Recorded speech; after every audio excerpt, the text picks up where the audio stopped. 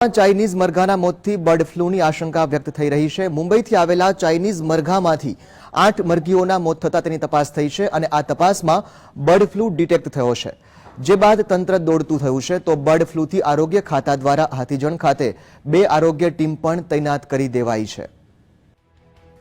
અમદાવાદમાં બર્ડ ફ્લૂની દસ્તક, હાથીજણ વિસ્તારને isolation area જાહેર કરાયો।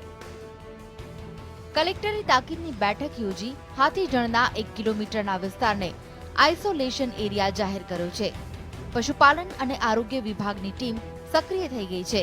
આ રોગ જીવલેણ હોવાથી મરેલા પક્ષીઓનો તાત્કાલિક નિકાલ કરાયો છે। કલેક્ટરની ટીમ ઘટના સ્થળે જઈ જાત તપાસ કરી હતી અને આશા ફાઉન્ડેશનને બંધ કરાયું છે। બોમ્બે ક્રોફર્ડ માર્કેટમાંથી કતલખાનામાંથી પક્ષી છોડાયા છે, જે અમને આશા ફાઉન્ડેશન પાંજરાપોળમાં રાખવા આપ્યા હતા। એમાંથી 7-8 પક્ષીનું મૃત્યુ પામ્યું હતું, જેથી અમે બ્લડ સેમ્પલ લેવાયા। બ્લડ સેમ્પલમાં જાણવા મળ્યું કે એને કદાચ બર્ડ ફ્લૂ છે, એટલે અમે જાણ કરી એનિમલ હસબન્ડરી ખાતાને। એનિમલ હસબન્ડરી ખાતાનો રિપોર્ટ આવ્યો ભોપાલથી કે ભાઈ એમાં બર્ડ ફ્લૂની શક્યતા છે, જેથી કરીને આશા ફાઉન્ડેશને આજુબાજુના વિસ્તાર 1 કિલોમીટર વિસ્તારમાં આઇસોલેશન વોર્ડ જાહેર કર્યો।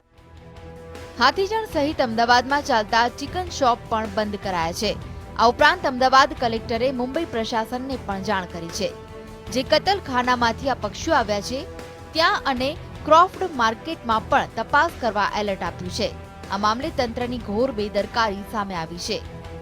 28 મે મુંબઈની ક્રોફર્ડ માર્કેટમાંથી ચાઇનીઝ મરઘા અમદાવાદ લાવવામાં આવ્યા હતા, જે બાદ તેમને આશા ફાઉન્ડેશનમાં રાખવામાં આવ્યા। મુંબઈથી બાય રોડ આ મરઘા અમદાવાદમાં લાવવામાં આવ્યા હતા, પરંતુ મુંબઈથી આવેલા આઈશર ટેમ્પોનું એકેય ટોલ ટેક્સ પર ચેકિંગ થયું નથી।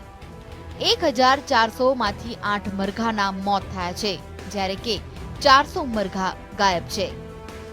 Bureau report, GSTV।